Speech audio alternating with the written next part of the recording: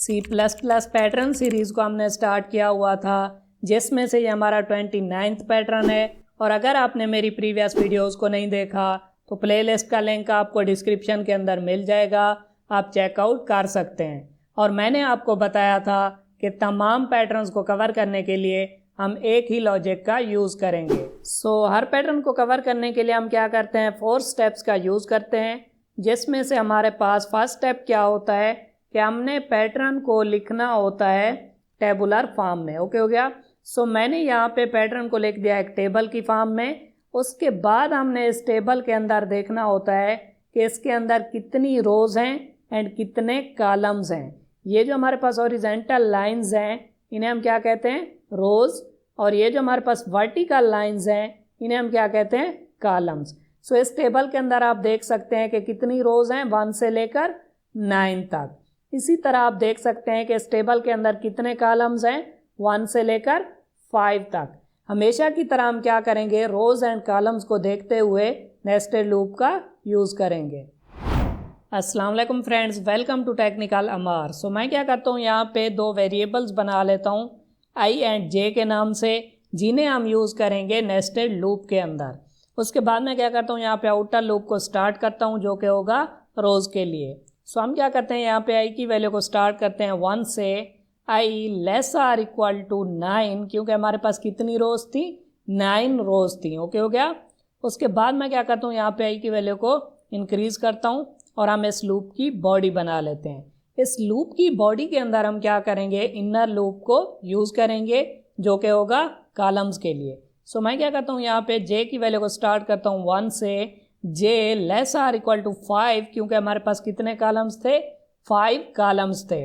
उसके बाद मैं क्या करता हूँ, j की वैल्यू को इंक्रीज़ करता हूँ और हम इस लूप की भी बॉडी बना लेते हैं। इस लूप की बॉडी के अंदर हम क्या करेंगे, डिसीजन लेंगे कि किस पोजीशन पे हमने स्टार को प्रिंट कराना है और किस पोजीशन को हमने एम्प्टी रखना है। अगर हम वापस चलें अपनी टेबल की तरफ, आप इस टेबल के अंदर देख सकते हैं कि हमारे पास 45 पोजीशंस हैं। कुछ पोजीशंस पे तो हमने स्टार को प्रिंट कराया हुआ है और कुछ पोजीशंस को हमने यहाँ पे एम्प्टी रखा हुआ है।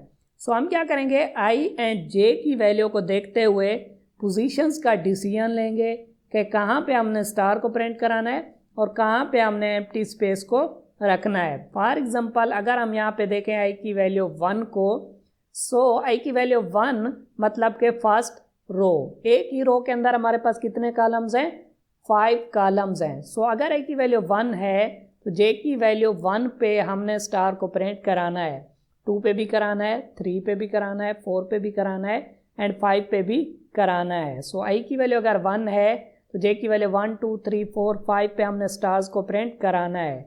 और अगर i की वैल्यू 2 है तो j की कौन सी वैल्यूज़ हैं, 1 2 3 4 5 नहीं है यहाँ पे। ओके हो गया। अगर a की वैल्यू 2 है तो j की वैल्यू 5 पे हमने स्टार को प्रिंट नहीं कराना। हम क्या करेंगे, i एंड j की वैल्यू को देखते हुए पोजीशंस का फैसला करेंगे कि कहाँ पे हमने स्टार्स को प्रिंट कराना है। पोजीशंस के डिसीजन के लिए हम क्या करेंगे, यहाँ पे लगाएंगे एक कंडीशन। अगर ये वाली कंडीशन ट्रू होगी तो हम क्या करेंगे, स्टार को प्रिंट कराएंगे, और अगर ये वाली कंडीशन फॉल्स होगी तो हम क्या करेंगे, एल्स में आएंगे और यहाँ पे एम्प्टी स्पेस को प्रिंट करा देंगे। ओके हो गया। इसका मतलब ये हुआ कि हमने क्या करना है, दरअसल ये वाली कंडीशन फाइंड आउट करनी है जहाँ पे हमने स्टार्स को प्रिंट करवाना है। हम क्या करेंगे, इस कंडीशन को फाइंड आउट करने के लिए स्टेप 2, 3 एंड 4 का यूज़ करेंगे। स्टेप 2 इंतहाई सिंपल है, जिसके अंदर हमने ये देखना है कि i की एक वैल्यू के लिए j की कौन कौन सी वैल्यूज़ हैं जहाँ पे हम स्टार्स को प्रिंट करवाना चाहते हैं। फॉर एग्जांपल अगर i की वैल्यू 1 है तो आप टेबल के अंदर देख सकते हैं कि i की वैल्यू 1 के लिए j की कौन सी वैल्यूज़ हैं, 1 भी है, 2 भी है, 3 भी है, 4 भी है एंड 5 भी है, जहाँ पे हम स्टार्स को प्रिंट करवाना चाहते हैं। हम क्या करेंगे, यहाँ पे लिखेंगे कि अगर a की वैल्यू 1 है तो j की कौन सी वैल्यूज़ हैं, 1 2 3 4 एंड 5। इसी तरह अगर a की वैल्यू 2 है तो j की कौन सी वैल्यूज़ हैं, 1 2 3 4 5 नहीं है। ओके हो गया। यहाँ पे j की वैल्यूज़ होंगी 1 2 3 4। इसी तरह i की वैल्यू 3 के लिए j की कौन सी वैल्यूज़ हैं, 1 2 3, तो हम यहाँ पे लिखेंगे 1 2 3 और 4 के लिए 1 एंड 2, तो 4 के लिए हम यहाँ पे लिखेंगे 1 2, एंड 5 के लिए जस्ट एक ही वैल्यू है 1, तो हम यहाँ पे लिखेंगे 1। एंड i की वैल्यू 6 के लिए हमारे पास कौन सी वैल्यूज़ हैं 1 2, तो हम यहाँ पे लिखेंगे 1 2। 7 के लिए 1 2 3, तो हम यहाँ पे लिखेंगे 1 2 3। 8 के लिए क्या है हमारे पास यहाँ पे 1 2 3 4, तो हम यहाँ पे लिखेंगे 1 2 3 4। एंड 9 के लिए हमारे पास कौन सी वैल्यूज़ हैं 1 2 3 4 5, तो 9 के लिए हम यहाँ पे लिखेंगे 1 2 3 4 एंड 5। उसके बाद हम आएंगे स्टेप 3 में, जहाँ पे हमने क्या करना होगा, स्टेप 2 को जनरलाइज करके रिलेशनल ऑपरेटर की मदद से लिखना होगा, क्योंकि कंडीशन के अंदर हम क्या करेंगे, रिलेशनल ऑपरेटर को ही यूज़ करेंगे। सो अगर आप यहाँ पे स्टेप 2 में देखें तो हमारे पास यहाँ पे 2 ट्राइएंगल्स हैं। फर्स्ट हमारे पास कौन सी ट्राइएंगल है, ये वाली ट्राइएंगल है, ओके हो गया। और सेकंड हमारे पास कौन सी ट्राइएंगल है, अगर 1 को हम इसके साथ शामिल करें तो ये हमारे पास सेकंड ट्राइएंगल बनती है, ओके हो गया।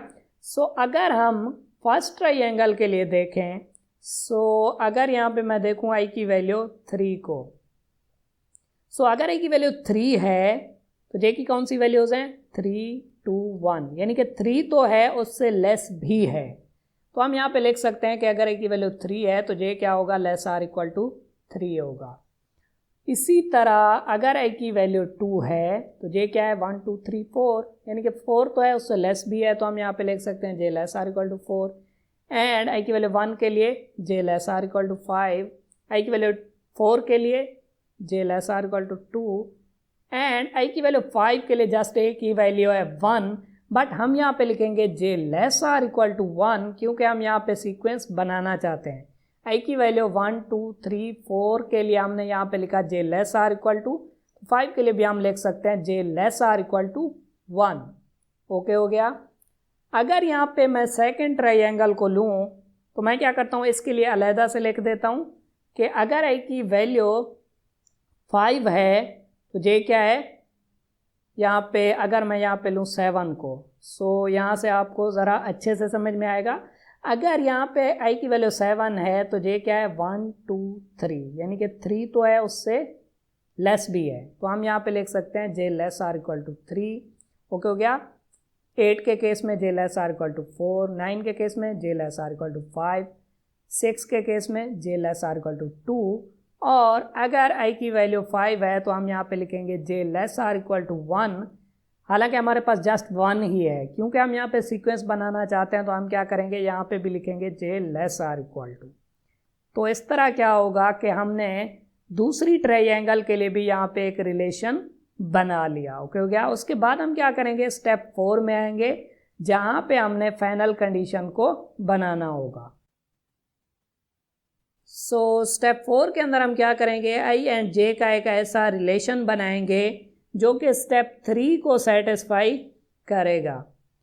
सो स्टेप 3 के अंदर फर्स्ट ट्राइएंगल के लिए आप देख सकते हैं कि हमने लिखा हुआ है i की हर वैल्यू के लिए j less or equal to, तो हम यहाँ पे लिख सकते हैं कि j क्या होगा, लेस आर इक्वल टू होगा, ओके हो गया। और यहाँ पे हम क्या करेंगे, दरमियान में लगाएंगे एक ऑपरेटर, वो आर ऑपरेटर भी हो सकता है, एंड ऑपरेटर भी हो सकता है, उसे हम बाद में देखते हैं। सो सेकंड ट्राइएंगल के लिए भी हमने क्या लिखा हुआ है कि हर वैल्यू के लिए j लेस आर इक्वल, तो हम यहाँ पे लिख सकते हैं कि j हमारा क्या होगा, लेस आर इक्वल होगा, ओके हो गया। सो फर्स्ट ट्राइएंगल के लिए राइट साइड पे यहाँ पे मैं ऐसा क्या लिखूं जो कि स्टेप 3 को सेटिस्फाई करे। सो अगर हमारे पास i की वैल्यू है 1 तो हम यहाँ पे बनाना चाहते हैं j less or equal to 5। i की वैल्यू 1 को यूज़ करते हुए मैंने क्या बनाना है, 5 बनाना है। सो 5 को बनाने के लिए मैं क्या कर सकता हूँ, या तो i की वैल्यू को ऐड कर दूँ किसी भी नंबर के अंदर, या फिर i की वैल्यू को सब्ट्रैक्ट कर दूँ तो मैं 5 बना सकता हूँ। फॉर एग्ज़ाम्पल अगर यहाँ पे मैं लिखता हूँ 4 plus i, first time i की वैल्यू क्या होगी 1, तो यहाँ पे बनेगा 4 प्लस 1 5। दूसरा केस ये हो सकता है कि मैं यहाँ पे लिख दूँ 6 माइनस i, को अगर मैं सब्ट्रैक्ट कर दूँ तब भी क्या बनेगा, 5 बनेगा। ओके हो गया। बट हम क्या करेंगे, इसे आई की वैल्यू 2 के लिए भी चेक करेंगे कि ये सेटिस्फाई करता है या फिर नहीं। आई की वैल्यू अगर 2 है तो यहाँ पे बनना चाहिए 4। अगर आई की वैल्यू 2 है तो यहाँ पे क्या बनेगा, 4 + 2 6। हालांकि हम चाहते थे 4 बने। इसका मतलब ये हुआ कि हम 4 + i करके तो इसे यूज़ नहीं कर सकते। अब हम देख लेते हैं 6 - i। अगर यहाँ पे मैं 2 लूँ तो यहाँ पे बनेगा 6 - 2 4, और हम भी चाहते हैं कि 4 बने। ओके हो गया। 3 के लिए चेक करते हैं, 6 - 3 3, और हम भी चाहते हैं कि यहाँ पे 3 बने। इसका मतलब ये हुआ कि यहाँ पे अगर मैं लिख देता हूँ 6 - i, तो फर्स्ट ट्राइंगल के लिए यहाँ पे ये वाला केस सेटिस्फाई हो जाएगा। अब हम देख लेते हैं सेकंड ट्राइंगल के लिए। ओके हो गया। सो यहाँ पे हमने क्या करना है, अगर i की वैल्यू 5 है तो हमने यहाँ पे बनाना है 1। ओके।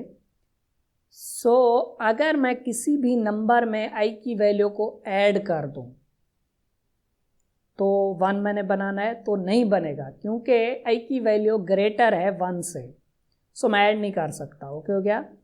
अगर किसी भी नंबर में से मैं i की वैल्यू को सब्ट्रैक्ट कर दूं तो मैं क्या कर सकता हूं, यहाँ पे 1 बना सकता हूं। ओके हो गया।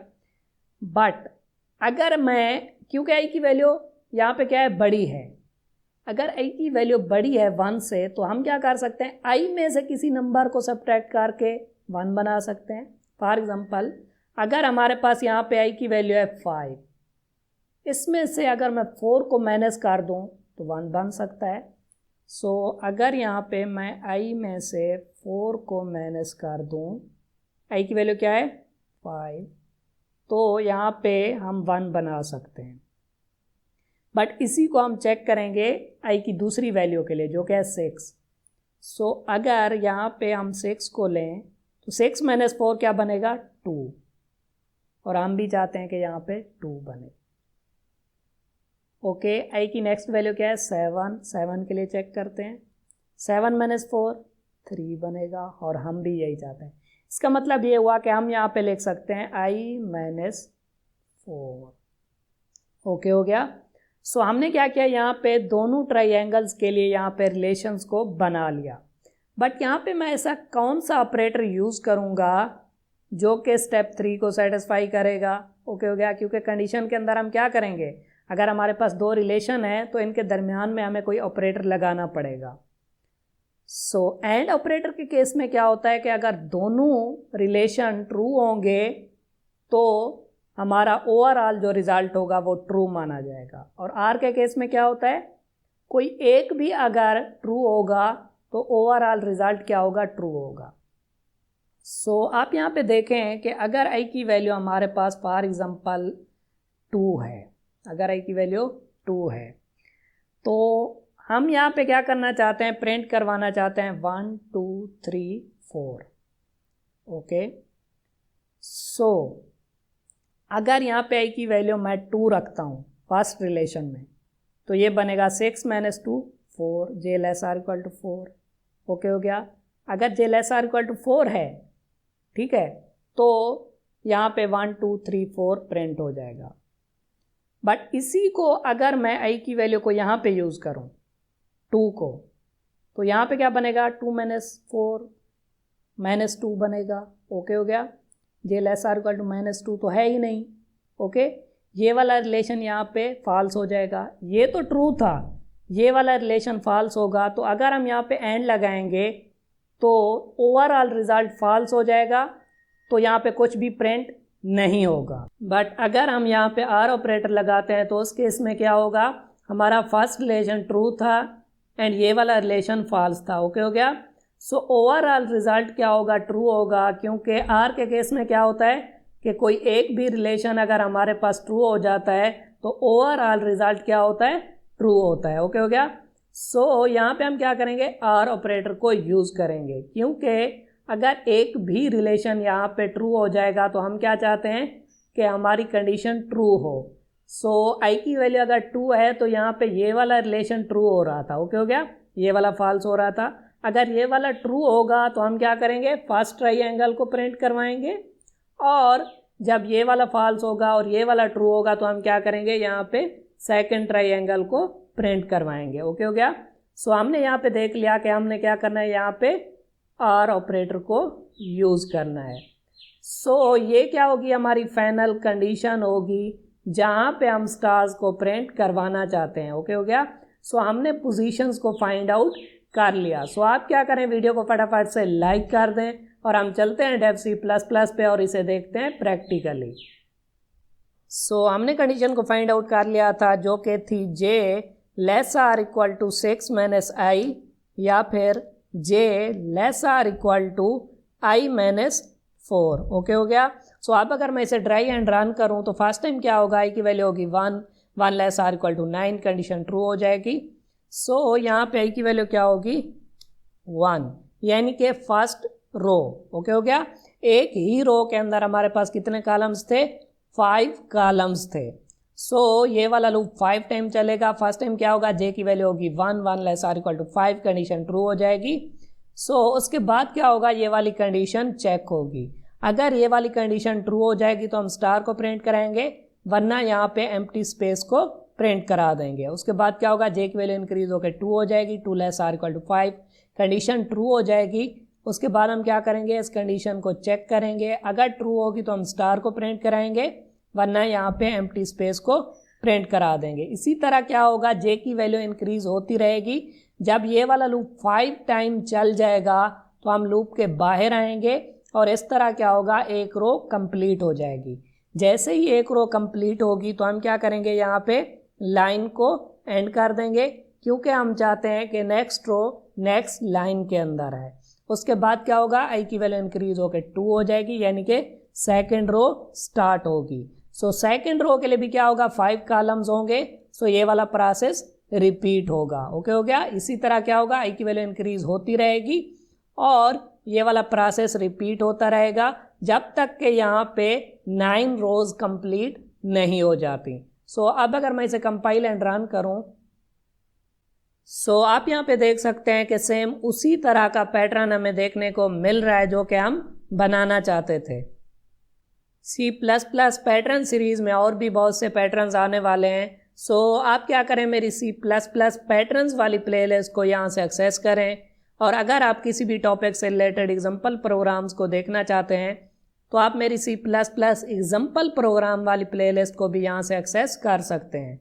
और अगर आप C++ को बिल्कुल बेसिक लेवल से देखना चाहते हैं तो आप मेरी C++ ट्यूटोरियल फॉर बिगनर्स वाली प्लेलिस्ट को भी यहाँ से एक्सेस कर सकते हैं। इन तीनों प्लेलिस्ट के लिंक मैं आपको डिस्क्रिप्शन के अंदर भी दे दूंगा और आई बटन के अंदर भी दे दूंगा। वीडियो अच्छी लगी हो तो वीडियो को लाइक करें और चैनल को सब्सक्राइब करें। Thank you.